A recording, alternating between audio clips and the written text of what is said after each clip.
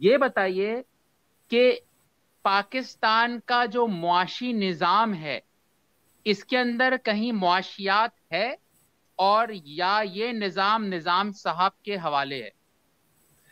मैंने कुछ रोज पहले एक वीडियो की थी और मैंने उसमें कहा था कि हमने पिछले 5 सालों में, लोग कहते हैं कि माश खो दिया और माश माश की पॉलिसीज खो दी। मेरा ख्याल है हमने वो नहीं खोया, हमने इखलाकियात और बहुत सारी चीज़ें खो दी। और उसमें मैंने ये कहा था कि हमारे जैसे मुल्कों में जिस तेज़ी से इकनॉमी ख़राब होती है उस तेज़ी से सही भी हो जाती है। उसका रीज़न मैं आपको बताता हूँ। मेरे ख्याल में उसका रीज़न ये है कि देखिए, कोई चीज़ अगर एक सिस्टम से चल रही हो, या समझें कि एक कपड़ा बनाने की फैक्ट्री है, तो जब मैं कपड़ा खरीद के ही खराब लाया हूँ तो मुझे पता है कि 3 दिन बाद जब कपड़ा निकलेगा तो वो खराब निकलेगा, तो 3 दिन पहले से मुझे पता है।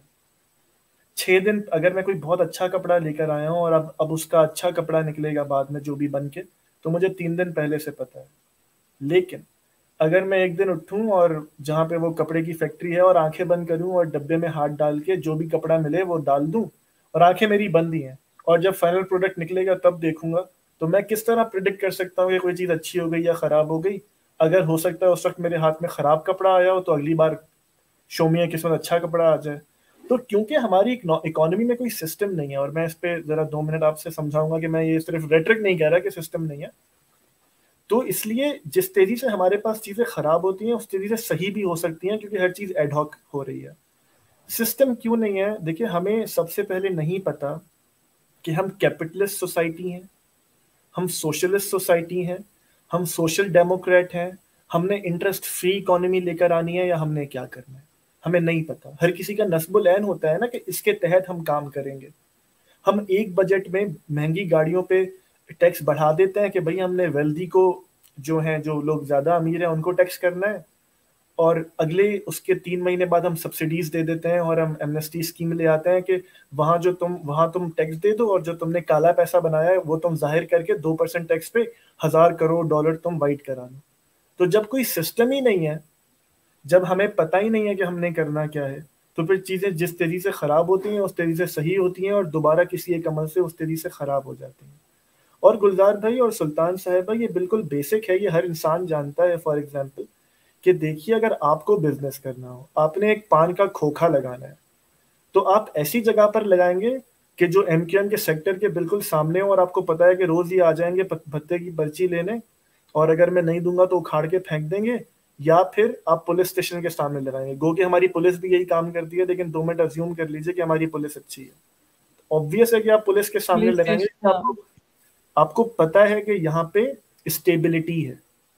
तो जब तक हमारे मुल्क में पॉलिटिकल स्टेबिलिटी नहीं आएगी, कोई बिजनेस करने नहीं आएगा। मैं आज टेस्ला का मालिक, मैं जाके, या मैं यूट्यूब का मालिक, मैं जाके, नवाज शरीफ साहब बहुत ब्राइट हो गए हैं, लेफ्ट पे आ गए हैं, बहुत कंजर्वेटिविज्म को छोड़ के लिबरल हो गए हैं, मैं आज यूट्यूब का दफ्तर वहां खोल लूं, और कल खान साहब या टीएलपी पावर में आ जाए और वो बोले तो ये तो किसी एक मनचले ने खराब वीडियो बना दी रसूलुल्लाह के कार्टून की और जला दो यूट्यूब का ऑफिस, तो मुझे किस पागल कुत्ते ने काटा है कि मैं वहां पे जाके ऑफिस खोलूं?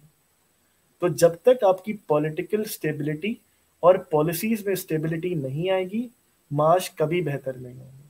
और पॉलिटिकल स्टेबिलिटी तब आएगी जब आप और मैं वोट दें, तो वो वही वोट निकले।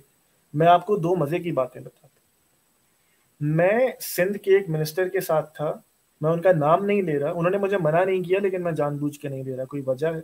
और वो इतने सीनियर मिनिस्टर हैं कि अगर आप सोचे ना कि सिंध में हुकूमत, तो वजीर आला के बाद आपके जहन में वही नाम आता है।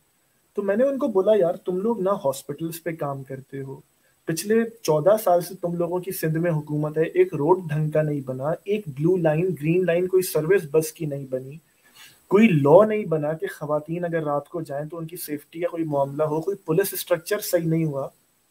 तुम लोगों को ये डर नहीं है कि वोट कैसे लोगे?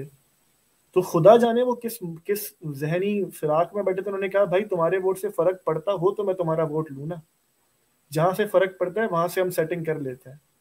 अब जब एक बंदा इतना खुलकर सामने आ गया तो मैं क्या करूं जी, उसका?